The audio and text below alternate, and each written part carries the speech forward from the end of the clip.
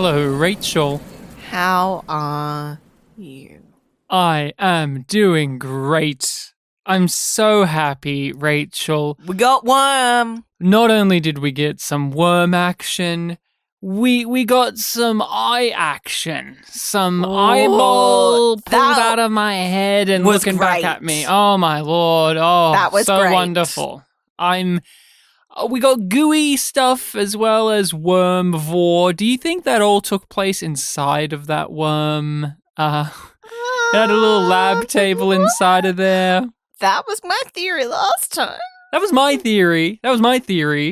And you were like, oh, is that what we're doing? That would be silly. And it is. And we're here to get silly with it, I guess.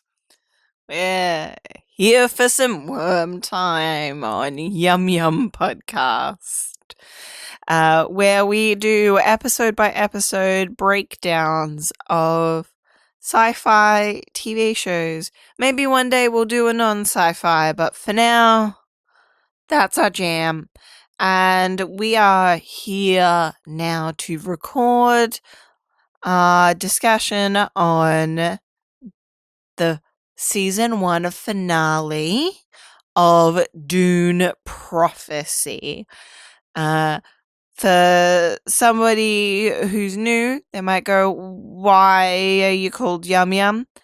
I'll let Ryan explain that one, because usually if I try, he jumps in anyway. Hey, it's because you always just explain how you didn't choose the name. It chose you. And the truth of the matter is, Yum Yum is a line of dialogue from Star Trek Discovery, and it was an absurd moment, an out-of-place moment, a moment that truly disrupted the tone and pacing and just the realism, and yet it belonged. And we love to remember that moment and carry it with us in any show that we Honor cover. it. Yes, and every show we've covered has their version of a yum yum. This show, it's the music, and we will talk about that in a little bit. But how about we just get into the description of the Season 1 finale of Dune Prophecy? That's right, they've renewed the show. So this was a limited series bullshit. We all knew it wasn't going to be, even if it didn't get picked up. This was clearly made to be an ongoing show. Yeah. So the fact is, this is a Season 1 finale. They've got picked up for Season 2. We'll have to wait until they make it to see how it will change from where we've ended up here. But the 6th episode of Season 1 is called The High-Handed Enemy. Rachel, the high-handed enemy. And there is a description on here. We have just watched the episode. It's just finished airing and we've just watched it, and it was long. It was a very long episode, but I guess there was enough time for someone to write a description on IMDb, and here it is. As Tula contends with the stunning reveal of Desmond's true identity, the Acolytes uncover a devastating, long-held secret about the Sisterhood. Meanwhile, Valia executes her plan for Yanaz's escape, which leads to an epic confrontation with an increasingly powerful Desmond. He's not increasingly powerful. If anything, he's kind of weaker, but I understand, like, you have to zhuzh it up a bit for the description. And Rachel, we are done with Dune Prophecy for now, and I am dying to know, what did you think of this finale? It was fine. I didn't think that it was anything amazing. I realized relatively early on, okay, we're not getting any real closure for the majority of things. And the things that do end just invite new plots and more questions. As one tends to do with a finale for an ongoing series. Yes. So, you're a little bit warmer to this one, I guess, than some of the previous episodes? Yeah. It is not the worst season finale that we've watched for this show. It does a lot of things fairly well. And I appreciate the way that it doesn't oversell the work that it's done. Interesting. Very interesting.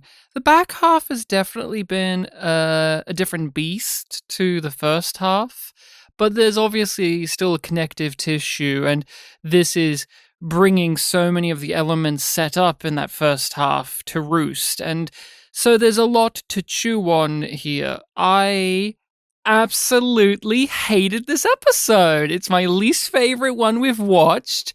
I rolled my eyes throughout it. I thought it was very silly and stupid, and there were many, many choices made, and many, many scenes, and many, many character moments that my jaw hit the floor at just how audaciously dumb it was. Oh, yeah, it's really fucking dumb. But I wasn't expecting it to be smart. I was so disappointed because I've enjoyed the last couple of episodes. Heck, even the flashback episode, I was at least severely mixed on. I could see the merit of it, but I reached this one here. It's so long. It's an hour and 20 minutes long, and it feels much, much longer because there's just a lot of garbage in this episode for my taste. It's like, yes, when we break it down, we can say with our words, like, this is a thing that happened and it's a wrap-up of this ongoing storyline, or it's, as you said, we end one thing and it raises questions about another, but there's just so many, like, shortcuts here, and it's what I've really been disappointed by with this series is its innate need to focus on intrigue and plot, and yet it's not really got much to say when you dig into the intrigue and plot. Oh, one of my notes was, what does this show think it's saying? Oh, we've asked that, and now here we are. What is this show about? What's it about? Not what happens. What's it about? Sisterhood. Oh, what does that mean? What does that mean? Whatever they want it to be. What does it mean in the context of the show? Whatever they need it to be.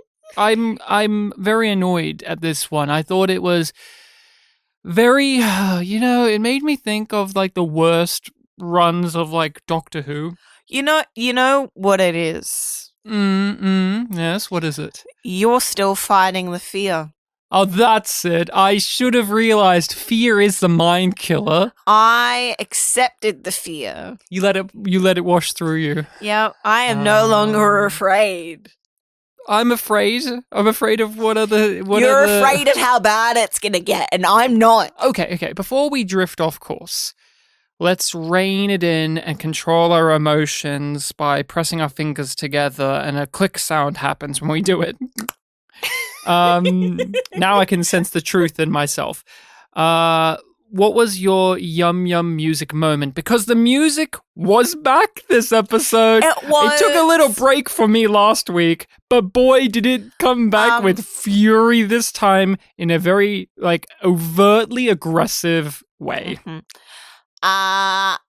The immediate one that comes to mind is when Desmond Hart gets stabbed.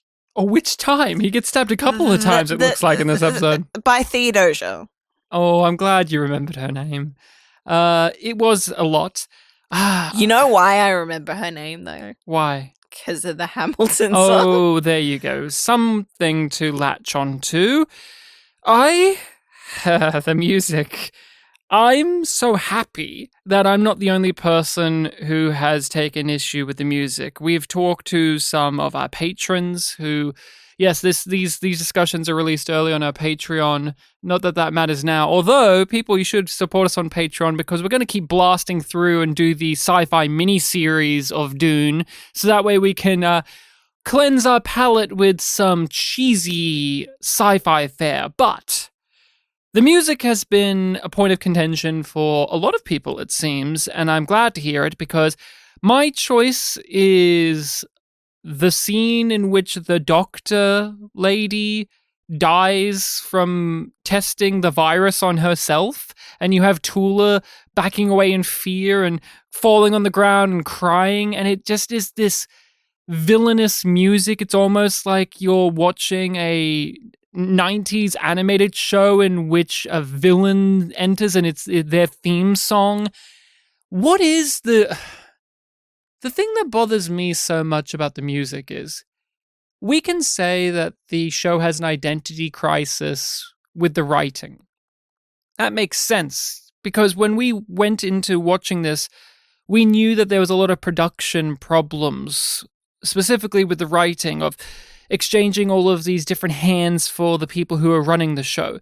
But in terms of the physical production, like the sets, the costumes, the cinematography, the acting, has all been of a piece. Yeah? Yeah. Maybe to a fault, but then there's the music. I was actually enjoying some of the acting in this episode. Oh, yeah. Yeah, there was some great, like, the both Tulas are really well performed, but why is the music not in step with the production? Got no fucking clue. It's so all over the place. Like, there's some moments where it suits perfectly, and then there's just too many where it's trying something, but to what extent, I don't know. I just don't know. So, Rachel, let's just talk about the episode. Let's get into our favorite part, the sisterhood. Yeah, of course. You know what's so great about this episode is that now just all of our characters have a band. Yes. The acolytes. Yeah, all of our main characters have just said, fuck those acolytes, they suck. Oh, I'm fucking off. So, as you pointed out, let's give a little recap what happens with the sisterhood. So, one of the sisters needlessly dies in a way that is so fucking obvious, it's ridiculous. Because they're like, we gotta test this thing. No, you can't do it, Tula. I'll do it. Oh yeah, she's not. She's there to die. Yeah, she's there. She's there to die. We set her up earlier in the season. Yep, she dies. They confirm that the virus is thinking machines, which we've suspected for ages, and now the show has confirmed that theory. And it's more about, like, how do they remedy it? Mm-hmm. Tula goes, I gotta go see my son. So she fucks off and heads to the planet. And leaves no one in charge. Like, they make a point, like, oh, no one's been left in charge. She just left. She just ran away. And then finally,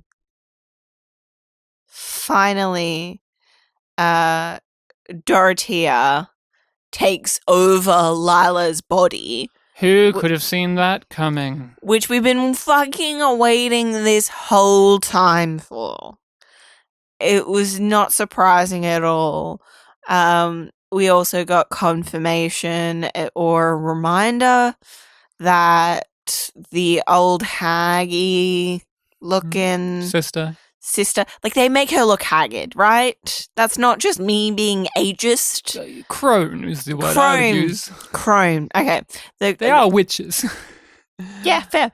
That she was originally on Dorothea's side, and instead of slitting her own throat, she swapped sides. She's a coward. Yeah. And then all of the acolytes are enraptured by Dorothea and shown the thinking machine. Oh, before that. After being shown the skeletons at the bottom of the well. Why did they put them there? Why would they put them there? What we saw in the flashback is they had complete and utter control of the sisterhood. They're next to the fucking sea. Did you see that? Even in this episode, how did Dorothea know that they were in there? I wouldn't. She was dead. None of her living relatives were there that Lila could feed information. How did she know that they were underneath in that pool of water there? Because what, she died near there? What sense does that make? That's so... She didn't even know that they were dead. She had to research it and went, oh, they've been erased. Oh, so I guess the next obvious step is they've kept the bodies right here in the room that they were murdered in? What? We see when they flush this pond that it goes outside. Like, it flushes out the cave side and goes into the fucking body of water that goes into the sea.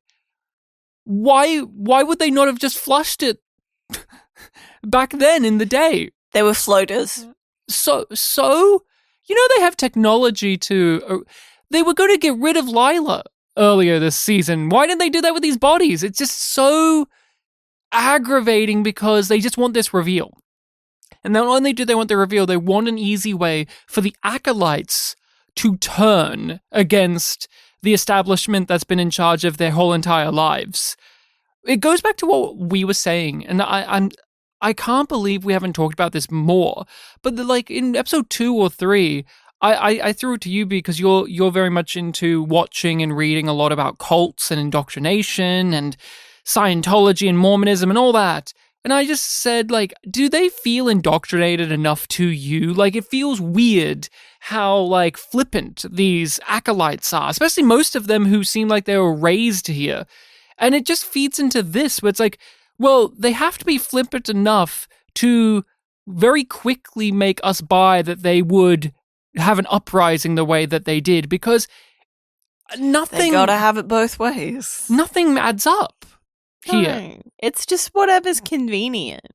It's whatever's convenient. And then... It's weird that the writing feels so lazy, because there is so much effort put into these other areas of the show, but the script feels lazy. There's no effort put into the psyche of the sisterhood, and yet they've been a mainstay of the show. Our main characters are sisters, but that's the thing.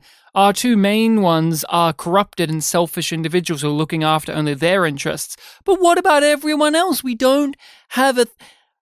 I'll pass it off to you, but how easy is it to break an indoctrinated group? If they've been actually properly brainwashed, pretty dang hard.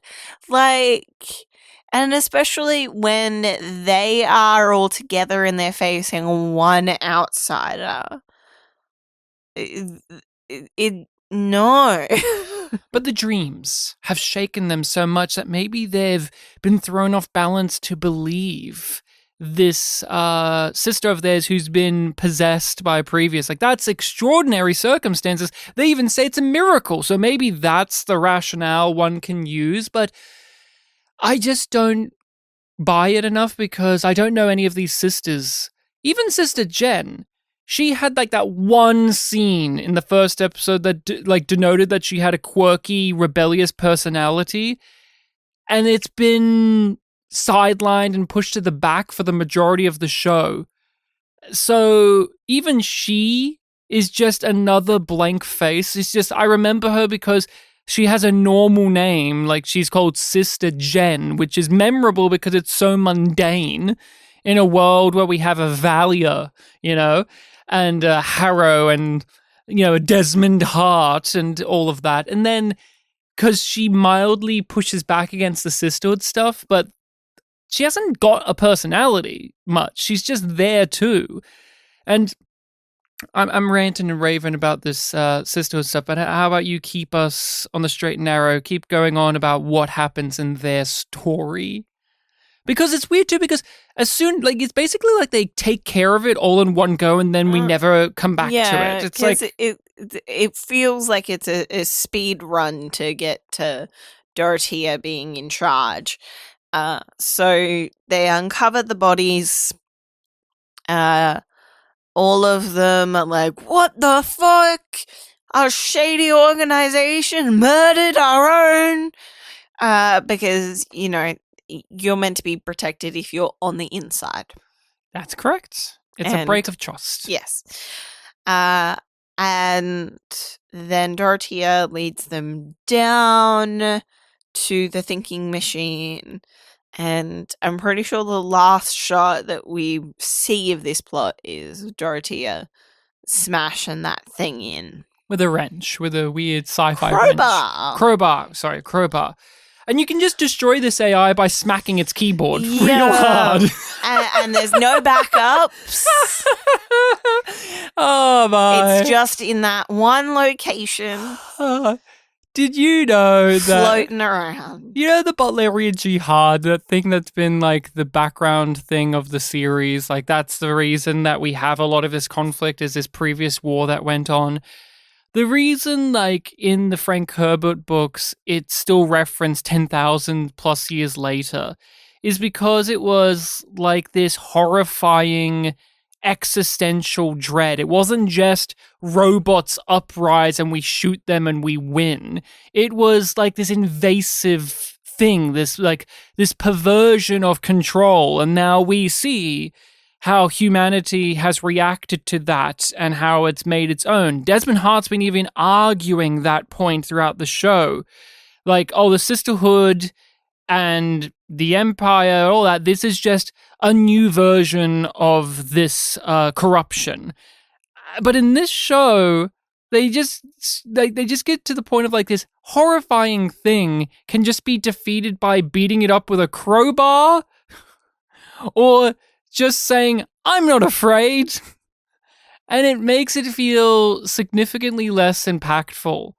It makes it feel less realistic to me that humanity would take such a hard pivot after defeating it, where it's like, well, no, guys, I mean, if the machines ever uprise again, just beat up its keyboard with a crowbar, you'll win. Like, that was such a silly, silly thing to me. So, you went through the plot machinations of the story, but tell us a bit more about your feelings about it, your reactions to it, what you garnered from it all. It was just what I knew was going to happen. So I really did let this stuff kind of just wash over me. Because it was just it was all, what's the first thing that comes to mind?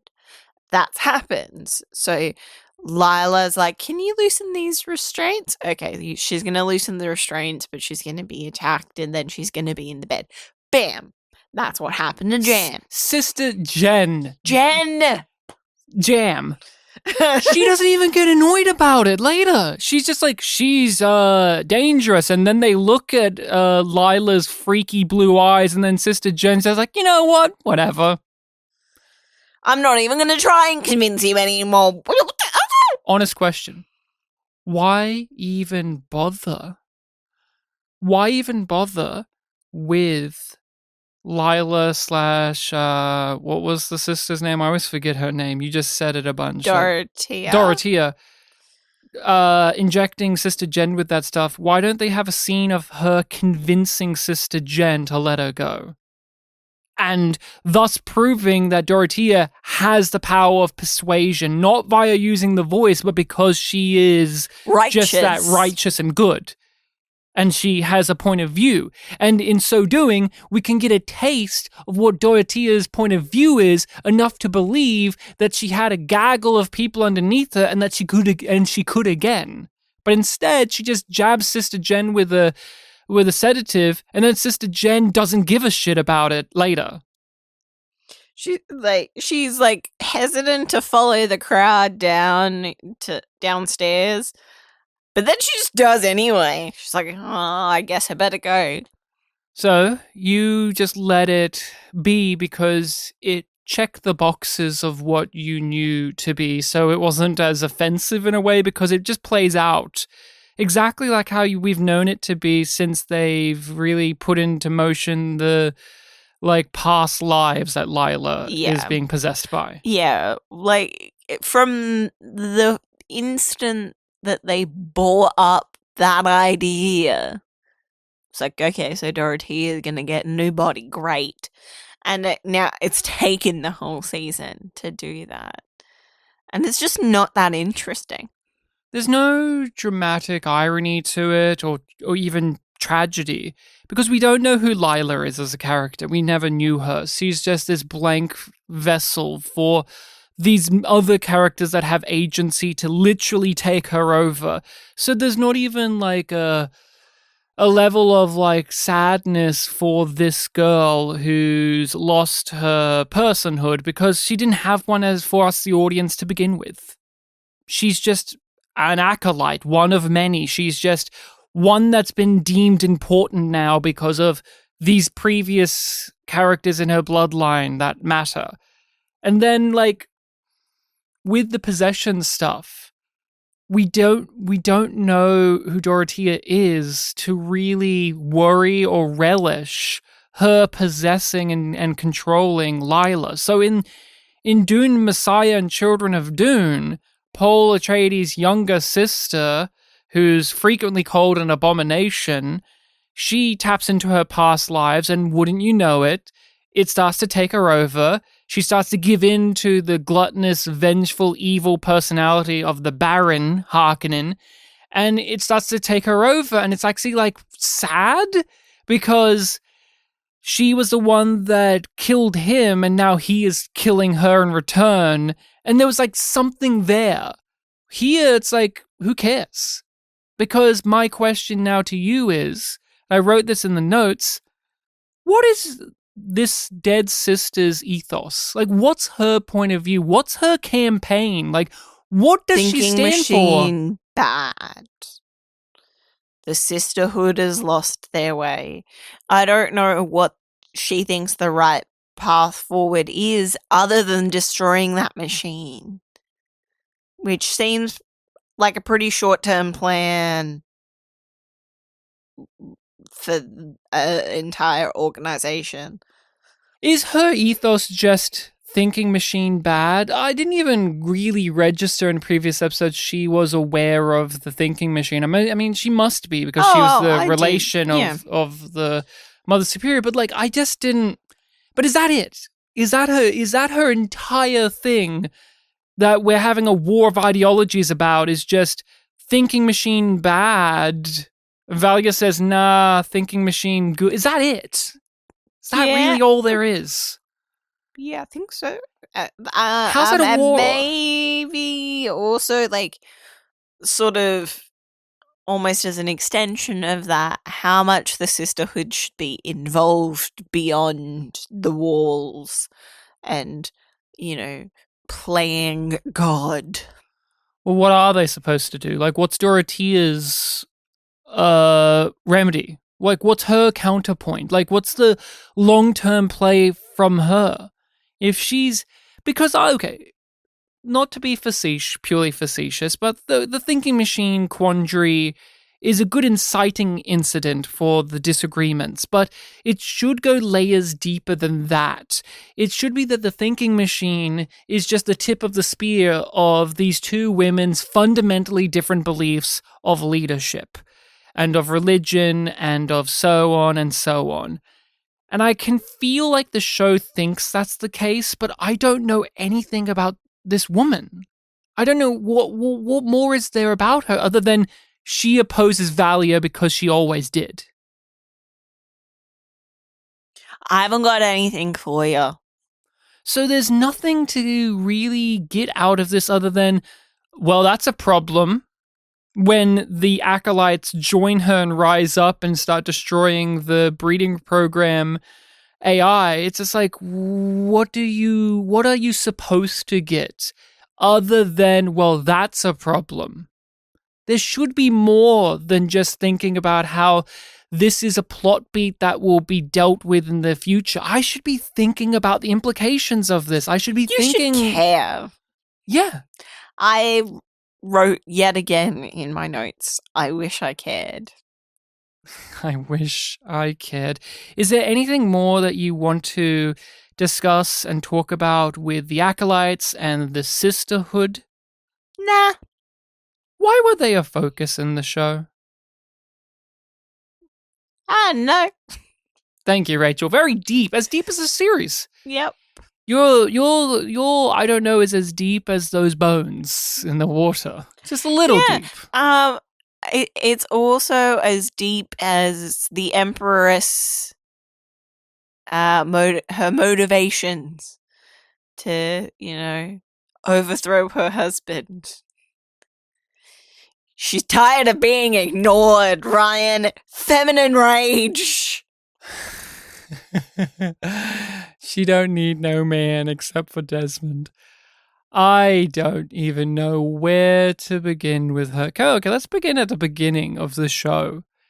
Was she more nuanced of a character in the first 2 episodes to you, or was she as two-dimensional as this? I felt like there was more to her. There was potential.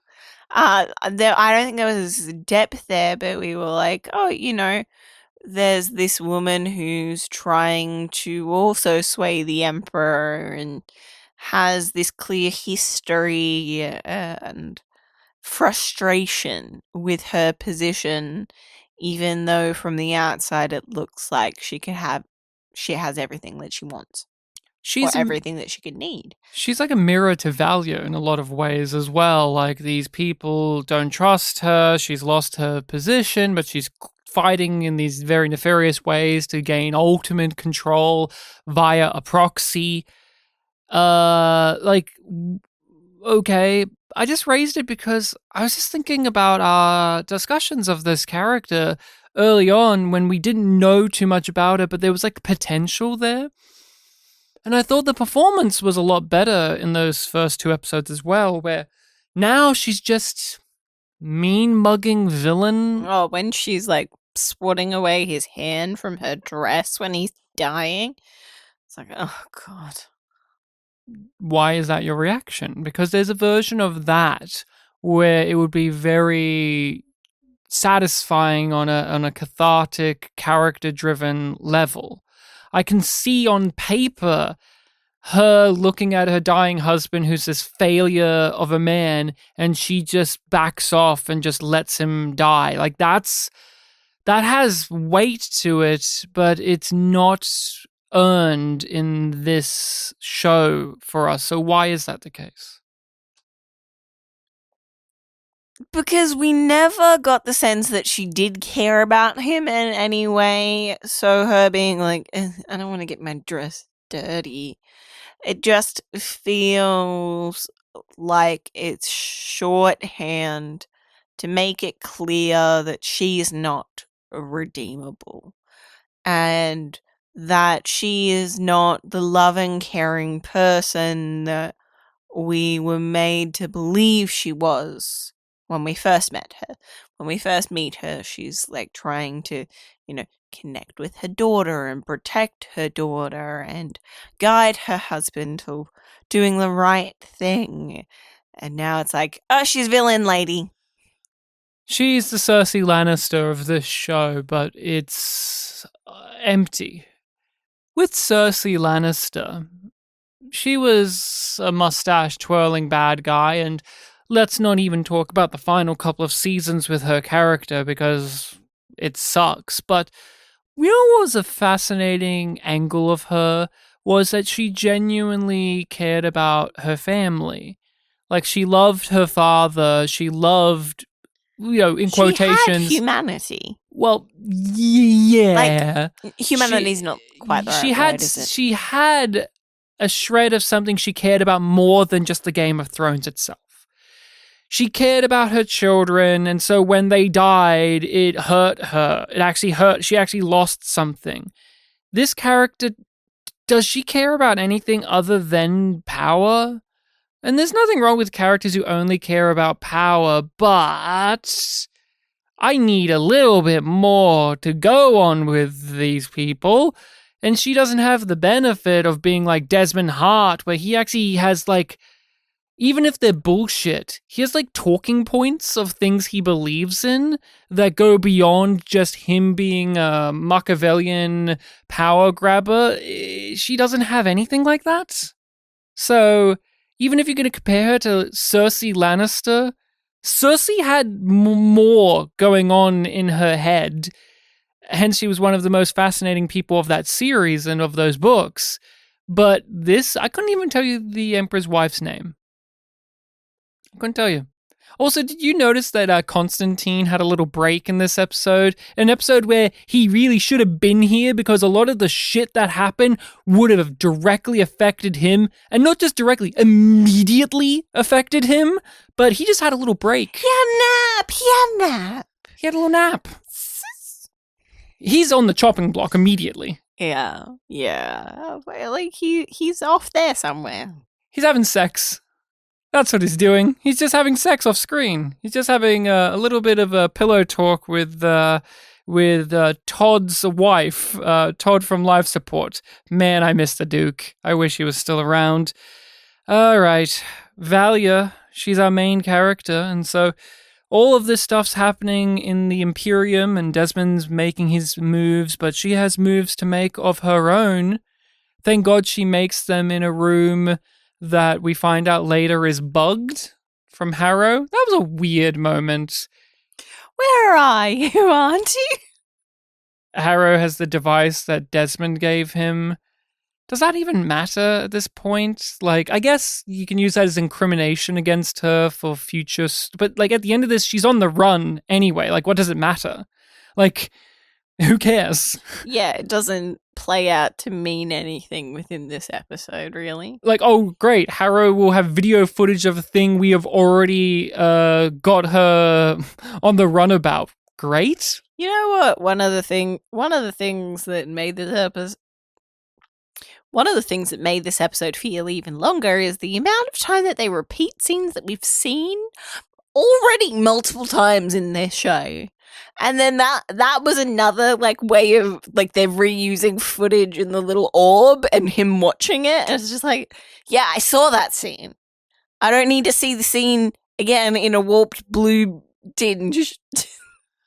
Outside of just going through plot beat after plot beat, I want to try and dig deeper because a series like this wants that, but at the same time, it also comes across as if we shouldn't, because if you do, you realize just how little there are pieces to play with. Because Valia, she has these big scenes where she's telling us and her subordinates her plan, and there's a lot of pushback, or at least you see people like Francesca clearly in pain at the suggestion of having to follow through on a thing that they've always known that they would have to follow through on at some point. Yeah, it's just like, bitch, come on. You really didn't see this coming? Like, you were uncomfortable with her going, hey, go manipulate him in the last episode. But she did her duty. She did her duty. So why would you go, oh no, she would never want me to kill him? It's like, what? Of course she would. But you helped her murder a bunch of people. But that was different. It was It wasn't the father of her child. Well, what we see too in the flashbacks is Francesca's actually kind of similar to the one that we're calling a crone, where it's like out of self-preservation, because she clearly has never agreed with Valia, but she's been doing this stuff for her because she wants to survive. But she's also been undermining Valia. Like, she's the person that Tula brought in to help do the swapperoo with Desmond. So there's there's like layers of depth to Francesca, and I thought they were explored quite well here. And I again want to praise the actress who plays the older version, Taboo. She's so good in this role that it's actually very upsetting to me. Like, I'm actually furious that they've killed off her character. I knew that's where it was going to go, and I'm not even upset per se with like the ending point of it, but it's more just they have stuff here, but they're not using it. They just throw it away. It's just such a shame. And they keep trying to do this point where it's like, oh, Valia's overplaying her hand and being unreasonable And these people are pushing back or resisting in some way. And I guess the way that they demonstrate how this is earned is just giving us flashbacks of these characters previously begrudgingly doing this, but deep down they've never been believers of Valia. So that's why you can have it be now. You can show that they don't believe in her instead of having it be something gradually demonstrated to us through the course of the season itself. Why show when you can tell?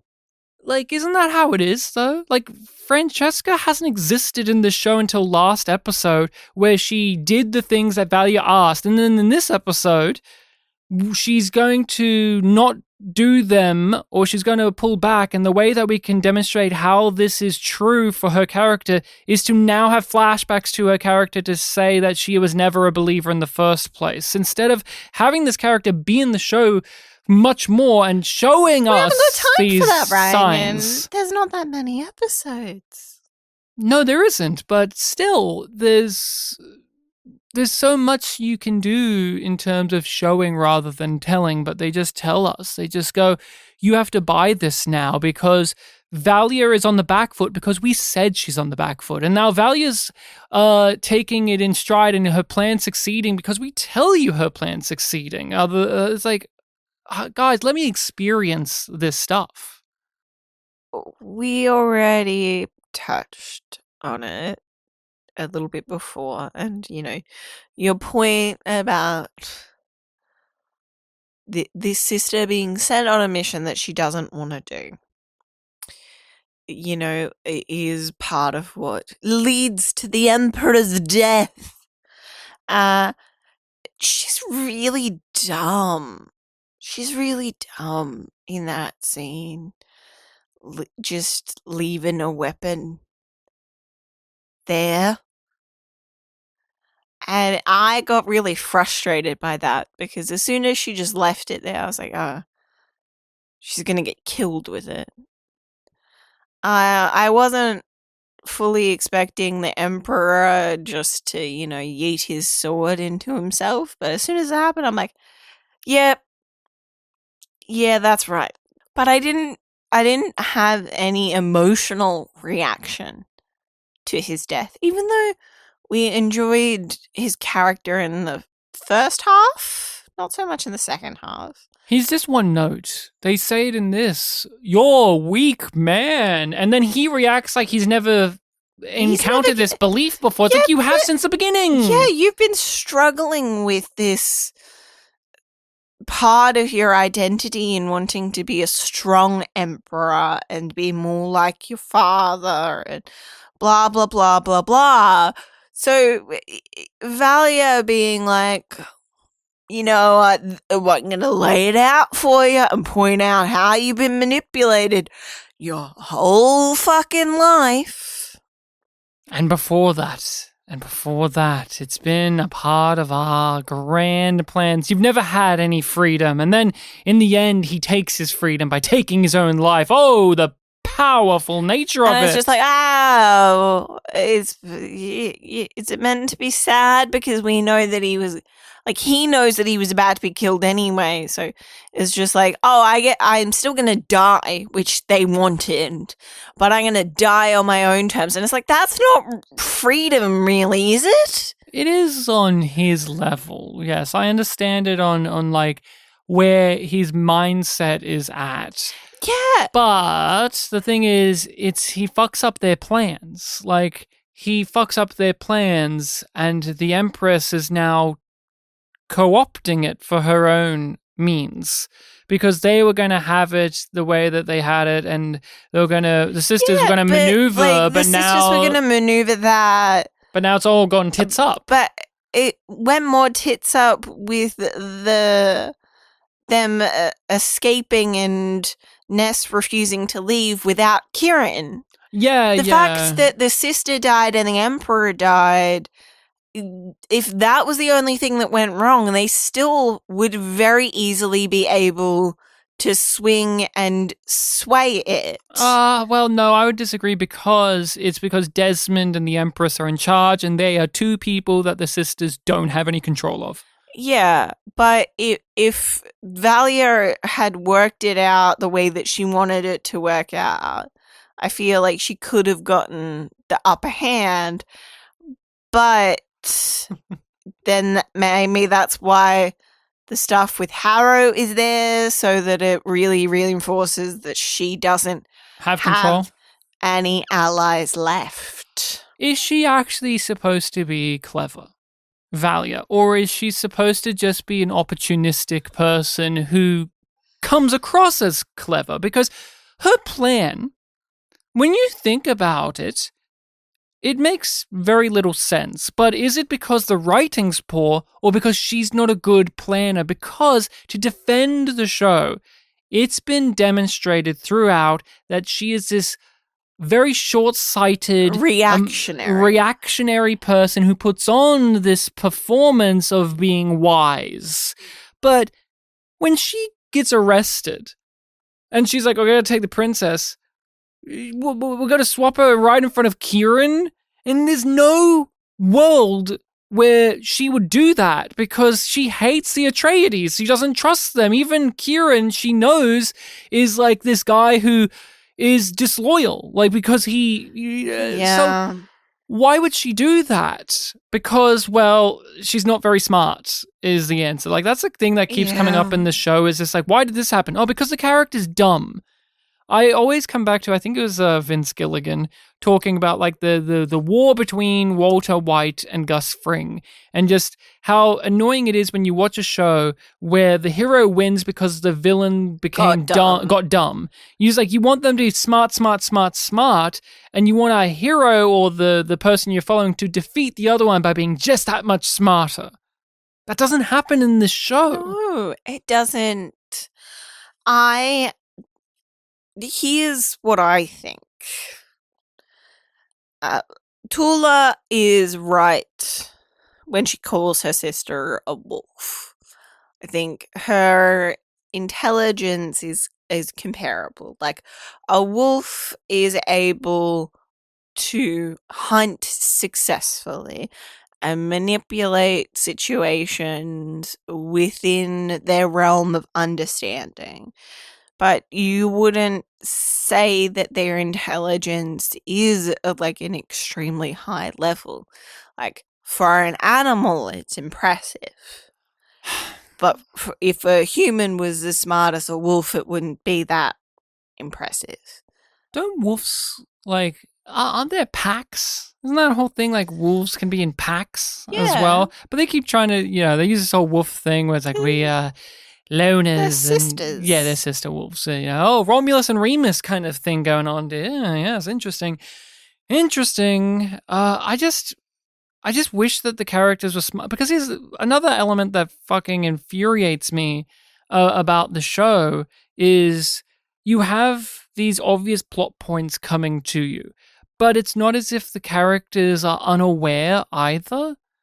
It's like the characters are totally aware, like, these are the consequences of actions that will take place, but then they still act mystified when that happens, and it's just, it doesn't add up. It's like, are you a person or are you just a dumb character? And it's like, oh no, you're being a dumb character. So the Emperor dies.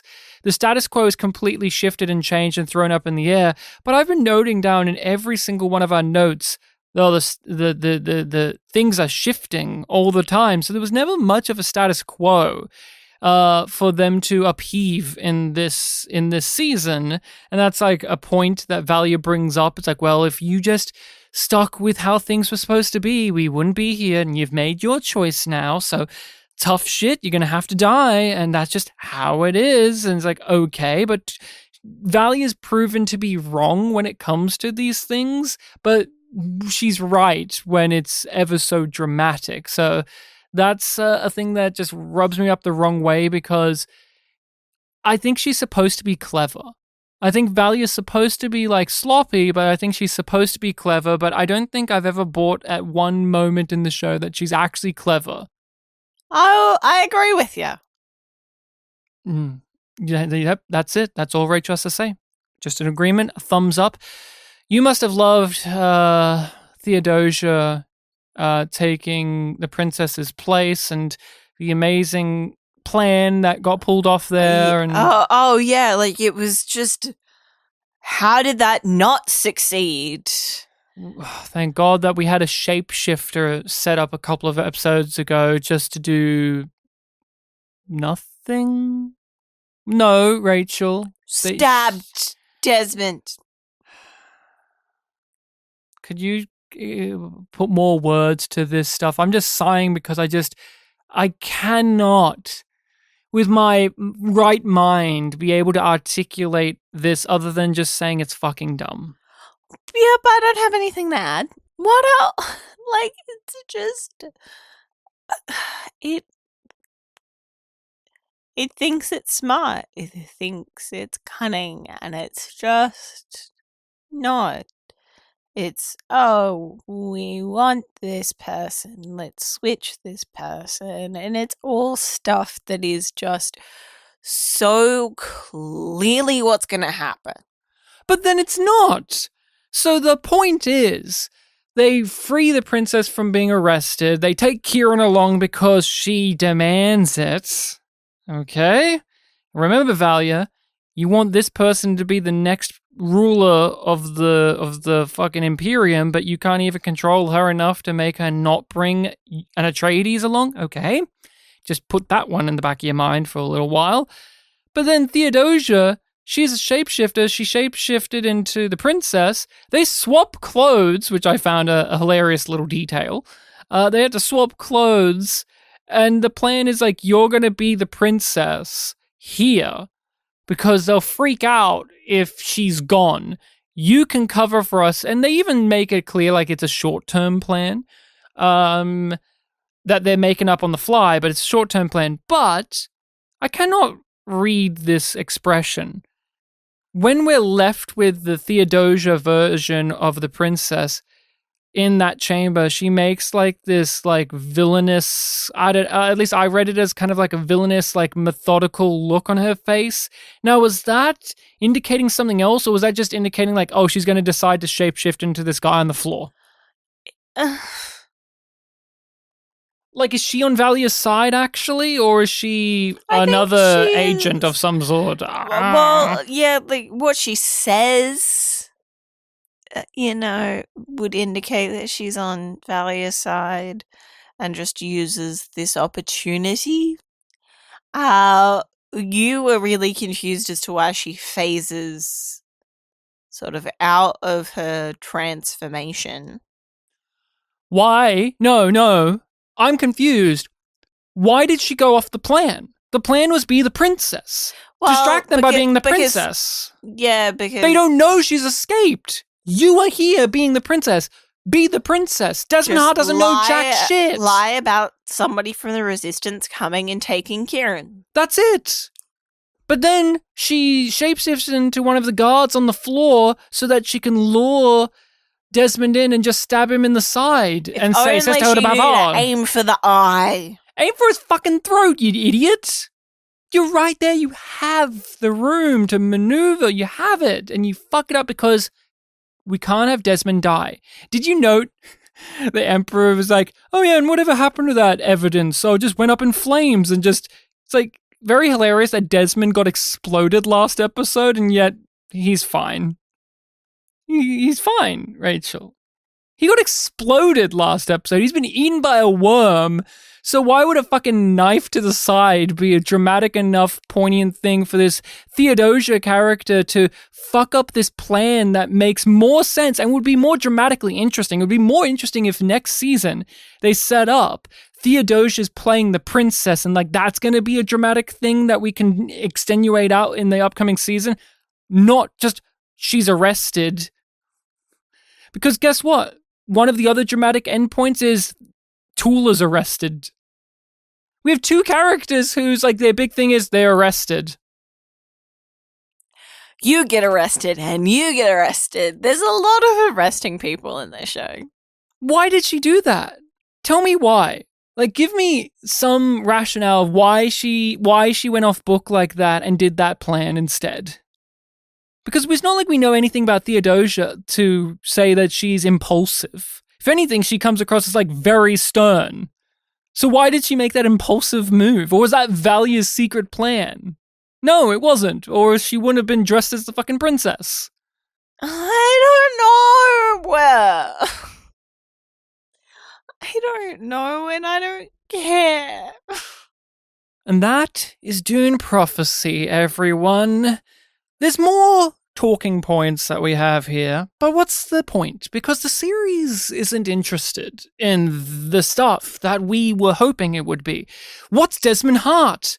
He's what you thought he was in the second episode. Some guy, oh wait, he's a son of someone we know, who has machinery inside of him. Who did it? You know as much as you did in episode 2 about that. No, the difference is we got to see it this time. We got to see them jam things in his eyes. Okay. Was a good scene. Was it? Why did the thing turn his eye around to make him look at himself to then just jab stuff in his pupil where the robot arm is away from... Sorry. Fun. I had fun watching that scene because I was like, oh, this is gory and stupid, and I kind of love it. I love that it's going for it. But did you know, Rachel? Fear is the mind killer. That fear is the mind killer. Is that what the point of this show is? No, seriously.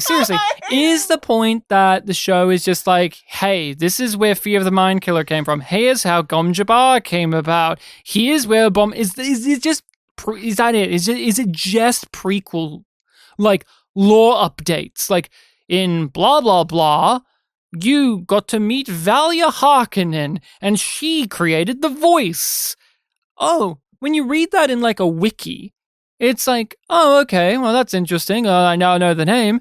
But you're not like making a character out of that. Well, when you actually have a story, like here's a book, here's a show about Valia Harkonnen was the first person to use the voice. You're like, oh, great. Who was Valia Harkonnen? No. She was Mother Superior. Yeah, okay, so now I know her job. And she used the voice to become Mother Superior through nefarious means. Okay, yeah. But who is she? Well, you see, she's a Harkonnen. Oh, okay. Right? Okay. What have I learned since... But she ends up on Arrakis. Guys, it's Dune! Dune, I know that thing! I complained last episode. You got Arrakis, you got a fucking worm. What have you got to complain about, Ryan? Where's the Ixians? We've had one. You got a mention of the Memcats. Mentats. Where the fuck have they been? I fucking lost my mind. I was screaming when they said, oh, the Mentat sisters. I'm like, the sisters have Mentats? Like, of course they do. Of course they do. But where have they been? Where have they been in the show? You're telling me that one of the core conflicts of this episode is the sisterhood rises up because they find out that there's a living machine in the heart of their operations, but also they have mentats who are the remedies of living machines. We don't get their point of view. We don't get their reaction. Out of any faction, I'm telling you right now, everyone listen up. Out of any faction who should be shown to have a reaction and an opinion on there being shenanigans with with thinking machines. I keep saying living machines. Thinking machines. It's the Mentats. The Mentats exist because of all the shit that happened before because of thinking machines. We should have their opinions on this, but no, we just get told, hey, Ixians, Mentats, the guild, they exist. Lore. Fremen. What are they going to reveal? Oh, the Fremen are the ones that did this? No, that would be stupid, of course. What, is it going to be the fucking Ixians? Is it going to be the Red Sisters that don't come out for like 40 million years? Hand? Yeah. Well, yeah. Who's the reason that any of this story has taken place? Because they say like, oh, what I asked, who did this to Desmond Hart and why? And the answer is, we don't know. But we do know what your rating is going to be, Ryan. I just have one big thing to just put out there. Okay. This is huge. No, this is huge because it goes into my rating. Because all of this stuff, is fundamental problems with the writing and being a fan of the Frank Herbert books and rubbing up against and just really reacting negatively to the prequelness and to the weird creative choices that they make. But something that I just was in awe of, I was actually kind of bewildered as well, is this show is so grim. It's so po-faced, it's so serious. And this episode, the note I wrote the most was corny. There were so many corny scenes. The fight scene with the princess and Kieran at the docks, and they both... It was over-choreographed. And they both stab this man to death, and then they release their blades and walk in unison like they were in a Marvel movie. They have a look like, yeah, we did a good job. Why would they both have that look? But they like it makes turn no and look sense. at each other and then they walk off. And It makes no sense for the characters to have that kind of reaction. But they bonded. But that's what I mean.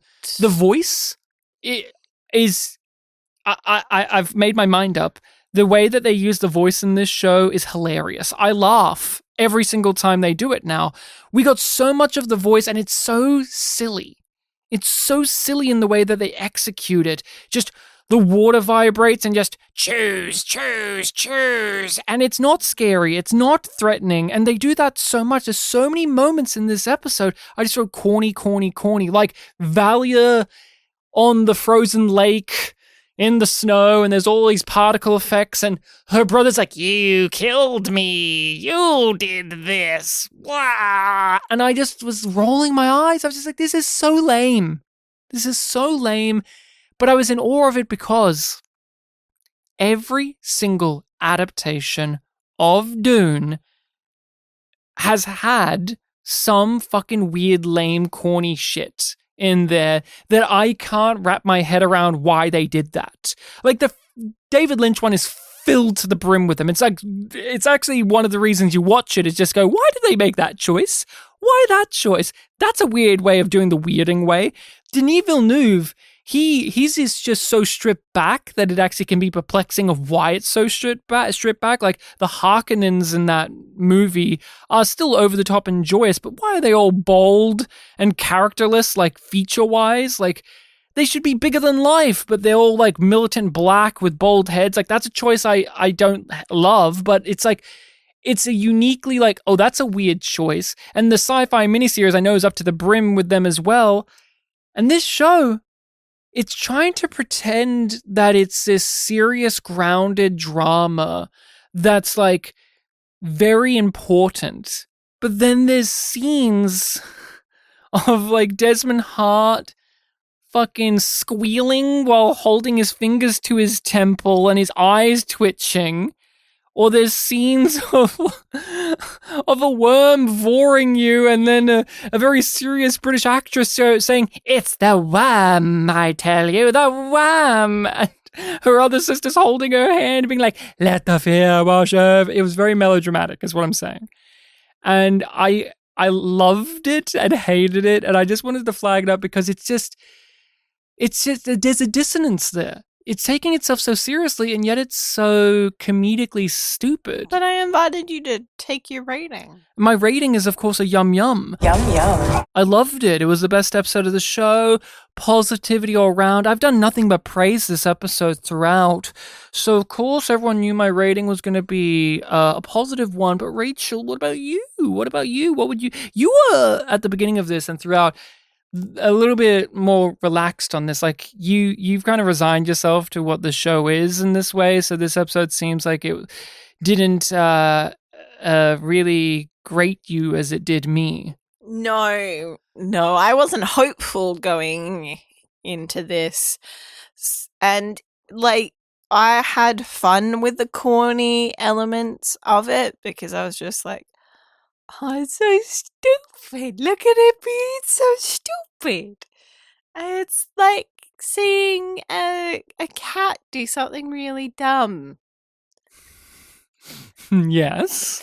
And I give this episode a yum. And that is the end of all of this. Thank you all so much for listening. I'm done. I'm out of here. Bye. Thank you for listening, everybody. If you enjoy the show, consider joining our Patreon. But if you want a free way to support us, give us a 5-star review on your podcatcher of choice. Follow us on social medias. We're at yumyumpod or yumyumpodcast. And what else is there? If you want to email us, do that towards yumyumpod@gmail.com. I'm gonna go make sure that my husband's okay. And have we discussed the untapped value of whale seed? Seed.